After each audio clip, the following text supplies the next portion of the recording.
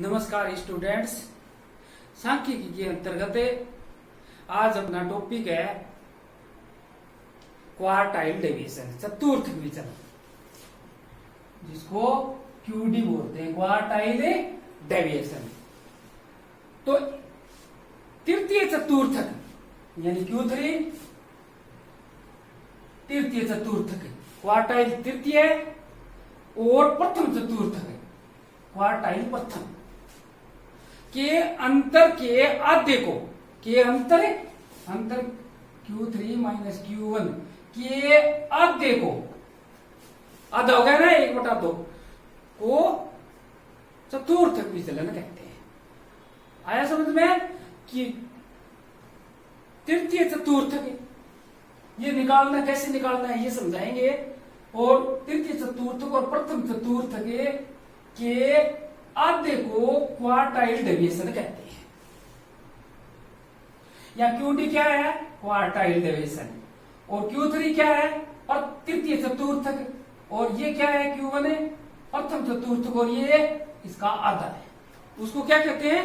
चतुर्थक विचलन कहते हैं। और एक इसी के साथ साथ हमें चतुर्थक विचलन गुणांक निकालना होता है। चतुर्थक विचलन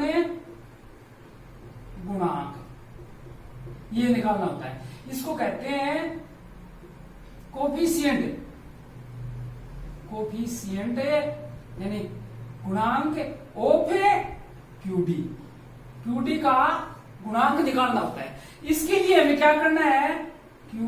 ये ऊपर वाला Q3 माइनस Q1 है और बटे में करना है Q3 प्लस Q1। बस अंतर ये है, यहाँ माइनस का निशान है और यहाँ प्लस का निशान है।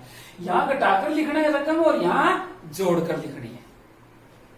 इसको कहते हैं चतुर्थक विचलन गुणांक। और ये क्या है? ये चतुर्थक विचलन है। अब एग्जाम्पल के तौर पर अगर एक कोई रकम है x में दे रखी है 58 है, 56 है, 62 है, 61 है, ये रकमें दे रखी है। 63 है, 64 है, 65 है, 59 है, ये रकम दे रखी है। और 62 है, 65 है और 65 है, ये रकम दे रखी है। अब हमें इसका क्यूडी निकालना है। तो सबसे पहले क्यूडी में, जैसे माध्यिका में हमने देखो, माध्यिका किसी संख्या को, माध्यिका की परिभाषा क्या है? किसी समंक माला को 2 बराबर भागों में बांटती है माध्यिका। ये पता था। माध्यिका की परिभाषा क्या है? किसी समंक माला है, ये समंक माला है तो 50% मूल्य तो इससे कम और 50% मूल्य इससे अधिक होती है। ये माध्यिका होती है। ये माध्यिका, माध्यिका से 50% मूल्य अधिक है और 50% मूल्य कम होते हैं, उसे माध्यिका कहते हैं। ये हमने पढ़ा है। और चतुर्थक विचलन यानी चौथा हिस्सा, ये तो माध्यिका है यानी 50 आधा, माध्यिका का मतलब है आधे भाग। और चतुर्थक का मतलब है ये रकम है, ये कोई समंक माला है, ये इसको 4 भागों में बांटती है। कितने भागों में बांटती है? चतुर्थक का मतलब क्यों कहा गया चतुर्थक? इसे 4 भागों में बांटती है, इसलिए चतुर्थक कहा गया। 25% मूल्य, 25% मूल्य, 25% मूल्य और 25% मूल्य हो गए 100%। तो चतुर्थक 4 भागों में बांटता है किसी समंक माला को, और माध्यिका 2 बराबर भागों में बांटती है। 50% मूल्य माध्यिका में कम और 50% माध्यिका से अधिक होते हैं। और चतुर्थक विचलन में किसी समंक माला को 4 बराबर भागों में बांटते हैं, इसलिए इसको चतुर्थक विचलन कहा गया है। पहला यानी ये Q1 है, ये Q1 है, इसलिए पहला कहा गया है, Q1 कहा गया है। Q1 के बाद अगर इसको मैं इसको और जोड़ दूं तो ये माध्यिका आ जाती है फिर, इसलिए Q2 नहीं कहा गया है। इसको Q2 की गणना नहीं की जाती, Q1 की जाती है। अगर Q2 की करेंगे तो फिर माध्यिका की गणना कर लेंगे, ठीक है। और अगर इसको Q3 की गणना करनी है, यानी चौथे तीसरे गुणा 3 में हिस्सा करना है, भाग 3 से करना है, चौथे Q3 ज्ञात करना है। पहला ज्ञात कर लिया, दूसरे से माध्य का निकाल लेते हैं, तीसरे से Q3 निकाल लेते हैं। फिर इनकी गणना में, समंकमाला की गणना में ये 2 निकालने होते हैं। तो माध्य का 2 बराबर भागों में बांटती है और चतुर्थक विचलन 4 बराबर भागों में बांटते हैं। जैसे हमने माध्य का पढ़ा था, क्या पढ़ा था कि व्यक्तिगत श्रेणी में निकालने के लिए n+1/2 किया था, तो 2 भाग हो गए, ठीक है, 2 लिखा था बटा में। और चतुर्थक विचलन में क्या करेंगे, n+1/4 करेंगे चतुर्थक का विचलन। माध्यिका में क्या किया था, 2 भाग थे, इसलिए 2 किया था। और चतुर्थक विचलन में इसमें n ये करने के लिए क्या करेंगे, 1 2 3 4 भाग, तो बटा में 4 लिखेंगे। और माध्यिका में 2 ही भाग था, इसलिए बटा में 2 किया था। तो सबसे पहले माध्यिका में हमने आरोही क्रम किया था, सेम टू सेम उसी प्रक्रिया से हमें चलना है, जैसे माध्यिका वाली प्रक्रिया से ही चलना है चतुर्थक विचलन में। तो इसमें भी हमको आरोही क्रम करना है। आरोही क्रम करेंगे तो सबसे पहले क्या लिखेंगे, सबसे छोटी संख्या है इसमें 55। सबसे छोटी संख्या क्या है, लास्ट में ये है, यहाँ 55 भी है, ठीक है। तो 55 आरोही क्रम करने पे, यहां लिख दूं मैं आरोही, हल करेंगे आरोही क्रम करने पर 1 नंबर पर आरोही क्रम करना है। माध्यिका में भी आरोही क्रम करते थे व्यक्तिगत श्रेणी में, और चतुर्थक विचलन में भी व्यक्तिगत श्रेणी में आरोही क्रम करना है। 55 के बाद क्या रकम आएगी, 56, ये 56 के बाद आरोही क्रम करने में, आरोही क्रम का मतलब है घटते से बढ़ते हुए की ओर। 56 55 है, 55 के बाद है 58 है, और 58 के बाद है 59 59 के बाद क्या है 61, 60 है नहीं 61 है। 61 के बाद क्या है 62 है, और 62 के बाद है 63 है, 62 के बाद है 63 है। 62 2 बार है, 1 और 2, 62 क्या है 2 बार है। और 62 के बाद है 63 है, और 63 के बाद है कौन सी रकम 64 है, और 64 के बाद है 65 है, और 65 के बाद फिर 65, 2 बार 65 आया है। 1 2 3 4 5 6 7 8 9 10 और 11, 1 2 3 4 5 6 7 8 9 10 11, ठीक है। ये 55 है, ठीक है, ये आ गया, ठीक है, 11 हो गई रकम। अब हमने इसको क्या कर लिया, आरोही क्रम कर लिया, 11 आ गई। आरोही क्रम करने के बाद कितनी रकम है, n क्या है 11, n 11 हो गया। तो वही माध्यिका वाला देखिए n 11 है, n 11 प्लस 1/4 करना है, यहाँ 2 की जगह 12/4, और यहां आ गया 3, ठीक है। तो आरोही क्रम करने में तीसरे पद का मान देखना है हमें, तीसरे 3 वहां पद है, यहाँ वहां पद लिखते हैं, वहां पद है, ठीक है। माध्यिका पहला दूसरा और तीसरा आरोही क्रम करने के बाद है। तो n क्या हो गया अपना Q1 अब क्या निकाला था हमने, Q1 निकाला था, Q1 कितना गया 58, ये Q1 आ गया, ठीक है। Q1 निकाल दिया। अब Q3, ये Q3 निकालेंगे। Q3 निकालने के लिए क्या करना है, n+1/4, ये तो वहां पद तो था ही पहले में, और यहां 3 कर दो, गुणा 3 कर दो बस। 3 11 + 1/4, वही 3 गुणा 3 या 9वें पद के मान, 9वें पद का मान है पहला दूसरा तीसरा चौथा 5वां 6वां 7वां 8वां 9वां। 9वें पद का मान क्या है 64, और 64 Q3 आ गया 64। तो तृतीय चतुर्थ क्या है अपना 64 है, और हमें QD निकालना है। QD निकालने के लिए क्या करना है, Q3 - Q1, QD निकालने के लिए यानी क्वार्टाइल डेविएशन है बटा 2 करना है। तो इसका कर दिया 64 - 58 और बटा 2, ये बच गए 6 बटा 2 और 3। तो क्यूडी क्या है अपना? क्यूडी आया है अपना 3। अब हमें कोफिशिएंट निकालना है, कोफिशिएंट ऑफ क्यूडी। कोफिशिएंट निकालेंगे यानी विस्तार गुणांक निकालेंगे कोफिशिएंट ऑफ क्यूडी। तो Q3 minus Q1, Q3 plus Q1, बस इतना ही करना है। 58 64 माइनस 58 और 64 प्लस 58, यहां तो 6 और यहां 12 2 पाई 1, 6 + 11 और 1 है 12। 6 में 122 का भाग देना है, वो आएगा लगभग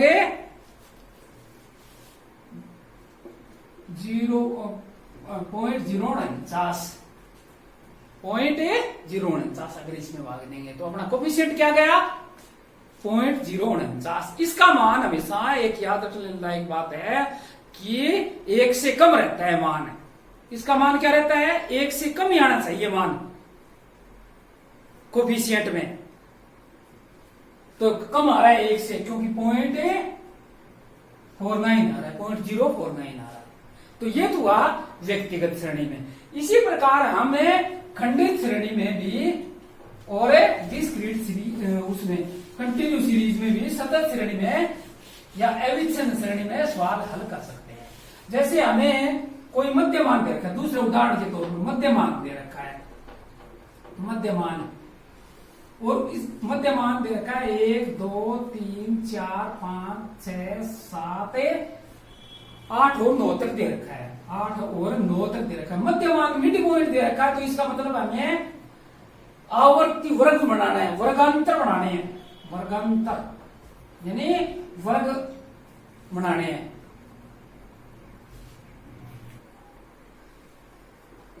ये वर्ग दे रखे हैं, ठीक है, और वर्गांतर ये मध्य पॉइंट दे रखा है, तो इसमें से 0.5 घटाना है, यानी 0.5 टू 1.5, ये बीच का पॉइंट होता है, मतलब मिड पॉइंट दे रखा है हमें। और इसी प्रकार इसमें 1.5, 2.5, 2.5 और 3.5। एक बात, अगर इसमें अंतर में 1 का अंतर होता है तो समावेशी विधि होती है, इसमें 1 का अंतर होता है, यानी एक वर्ग की ऊपरी सीमा और अगले वर्ग की निम्न सीमा में अगर 1 का अंतर होता है तो समावेशी विधि, और अगर दोनों में अंतर नहीं होता है तो वो अपवर्ती विधि कहलाती है। तो अपवर्ती विधि कहलाती है। अब 3.5 और 4.5, 4.5 और 5.5, 5.5 और 6.5 और 7.5, 7.5 और 8.5, क्योंकि मिड पॉइंट है 8, अब इनके बीच में मिड आ गया 8, 8.5 और 9.5, 9.5 और 10.5। ये हमारी, हम कंटिन्यू सीरीज का या अविच्छिन्न श्रेणी का सवाल हल कर रहे हैं। और आवर्ती दे रखी है इसमें, फ्रीक्वेंसी आवर्ती 2 9 11 और 14। अब 20 24 20, 20 24 20 ये आवर्तियां दे रखी है, और 20 16 और 24 के बाद है 20, 24 के बाद 20 16 5 और 2, 5 और 2 ये आवर्तियां दे रखी है। अब इन आवर्तियों में से सबसे पहले हमें क्या करना पड़ता है? माध्यिका में क्या करते थे हम? संचयी आवर्ती बनाते थे, क्यूमुलेटिव फ्रीक्वेंसी बनाते थे। इसकी संचयी आवर्ती इसकी भी बनानी उसी क्रम में, CF संचयी बारंबारता। तो 2 11 22 36 56 80 100 116 121 और 123। तो हमारा यहाँ n हो गया 123। n क्या है? आवर्तियों का योग है, यहाँ पर ये याद रखने। n आवर्तियों का योग, आवर्तियों का योग है n। अब हमें कौन सा क्लास वर्ग है, यानी Q1 और Q3 निकालने के लिए आप कंटिन्यू सीरीज में हम सबसे पहले क्लास वर्ग का पता लगाना है कि हम कौन से क्लास वर्ग से सवाल हल करेंगे। तो क्लास वर्ग का पता लगाने के लिए n/4 करना है, n/4 करना है। पहले मध्यिका में n2 करते थे, n/2, और यहां 123/4, यहां आ गए 4 × 12,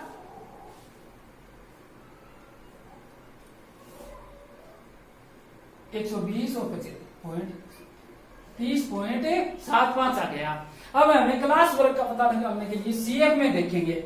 CF में देखेंगे तो ये वर्ग किस में शामिल हो रहा है? इसमें शामिल हो रहा है। तो हमारा Q1 का वर्ग है, ये आ गया, ये। तो वर्ग क्या आ गया? वर्ग आ गया Q1 वर्ग हो गया 3.524.5, ये करना है। अब हमें सूत्र में मान रखना है, सूत्र माध्यिका में रखते थे, वही सूत्र है Q1 है। यहां क्या निकालेंगे? L1 I/F n/4 और -c, ये करना है। अब देखो यहां में L1 क्या है? L1 होती है उस क्लास की लोअर लिमिट, निचली सीमा। तो यहाँ ये क्लास वर्ग है और इसकी लोअर लिमिट 3.5 हो गया, निम्नतम सीमा, ठीक है, 3.5 हो गया। और आई होता है इंटरवल, अंतराल। क्लास वर्ग में कितना अंतराल है? कितने का है? 3.5 और 4 पॉइंट में 1 का अंतर है, तो 1 लिख देंगे। और एफ है, एफ उस वर्ग की फ्रीक्वेंसी कितनी, आवृत्ति कितनी है, वो 14 लिख देंगे, ये 14 लिख दिया। n/4 है, n/4 30.75 किया था, यहां लिख देंगे 30.75। और सी के लिए ध्यान रखने के लायक बात है, उससे पूर्व वाले वर्ग की, जिस वर्ग है उस पूर्व वाले वर्ग की सीएफ देखनी है। ये वर्ग है और उससे पूर्व वाला वर्ग ये, और उसकी सीएफ देखनी है 22। यहां ये नहीं लिखना है, उससे पूर्व वाला वर्ग की सी की जगह लिखना है, तो पूर्व वाला वर्ग की सीएफ है 22।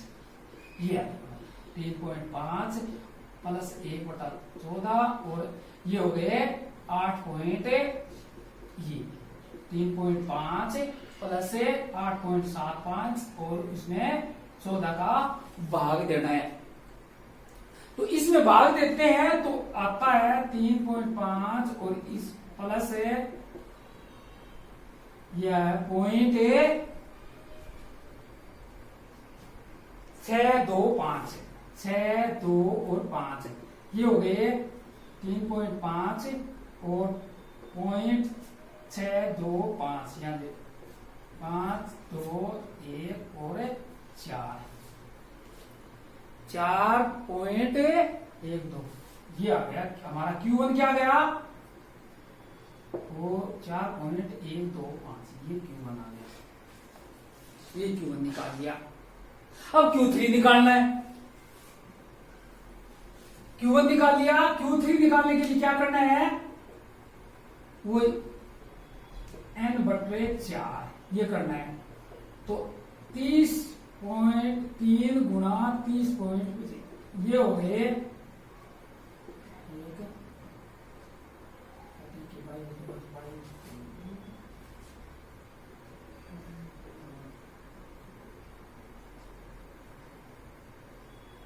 1 और 22 और 2 और 9, ये आ गए हमारा 92.25। इसको गुणा कर दें। अब हमें क्लास वर्ग का पता लगाना है। इस क्लास वर्ग ये कौन से वर्ग में शामिल हो रहा है? ये इस वर्ग में शामिल हो रहा है। तो हमारा क्लास वर्ग क्या हो गया? ये हो गया। उसी प्रकार हमें सूत्र में मान रखना है। सूत्र में मान रखेंगे तो क्या आ जाएगा? जैसे Q3 निकालना है तो L1 प्लस I/F और n/4 -3 करना है यहाँ पर। ठीक है, ये करना है, ये सूत्र से हमें इसको हल करेंगे। जैसे ये आया था, अब देखें L1 क्या है, लोअर लिमिट 6.5, I 1 का अंतर है, F है उसकी 20, और ये आया था हमारा 92.25।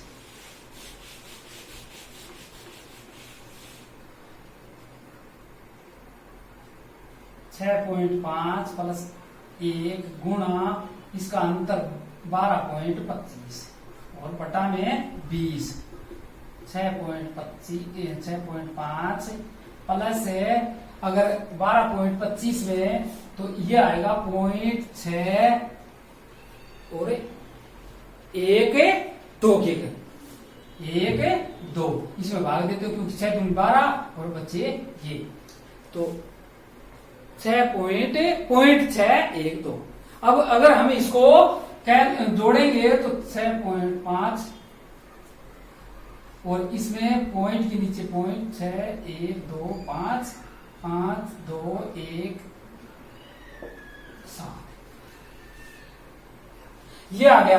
अब हमें Q3, ये Q3 का मान आ गया। Q1 का मान है अपने कितना निकाला था, Q1 का मान निकाला था 4.125 ये निकाला था। और अब हमें क्या करना है, कोफिशिएंट निकालना है। कोफिशिएंट निकालेंगे तो क्या करेंगे, Q3 माइनस Q1 और Q3 प्लस Q1 ये करना है। अब हमें 7 11 25 ये -4.125 और ये यहाँ 11 25 प्लस यहाँ प्लस में करना है, और ये मान आ गया 2 पॉइंट, अगर इसमें से घटाते हैं तो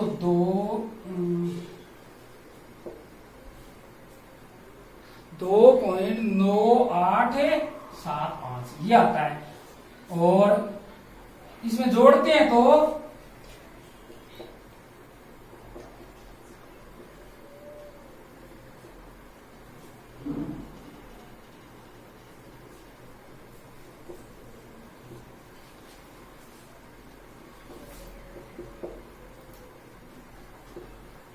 ये आ गया। अगर हम इसको कैलकुलेटर के माध्यम से इसको अगर गणना करेंगे तो लगभग 2.266 इसका आंसर आएगा, जो 1 से कम है। मैं पहले बता चुका हूं कोफिशिएंट का मान 1 से कम आता है, क्योंकि 0.266 यानी 1 से कम रह गए। तो आज हमने पढ़ा चतुर्थक विचलन, और चतुर्थक विचलन क्या होता है कि तृतीय चतुर्थक और प्रथम चतुर्थक के अंतर के आधे को चतुर्थक विचलन कहते हैं। और अगर चतुर्थक विचलन गुणांक निकालते हैं तो तृतीय चतुर्थक माइनस प्रथम चतुर्थक यानी अंतर है, और उसमें तृतीय चतुर्थक प्लस प्रथम चतुर्थक होता है बट्टे में। और इस प्रकार यानी जिस प्रकार माध्यिका को हल करते हैं उसी तरीके से इस माध्यिका में बटा 2 होता था, यानी 2 से भाग दूसरा हिस्सा होता था, और चतुर्थ में चौथा हिस्सा होता है। आरोही क्रम करें और आरोही क्रम में पद का मान देख ले कौन से पद में जा रहा है। तो ये हमने Q3 और Q1 निकालने सीखे और QD निकालना सीखा। आपने अच्छी तरह सुना, मैं समझा, इसके लिए आपको धन्यवाद।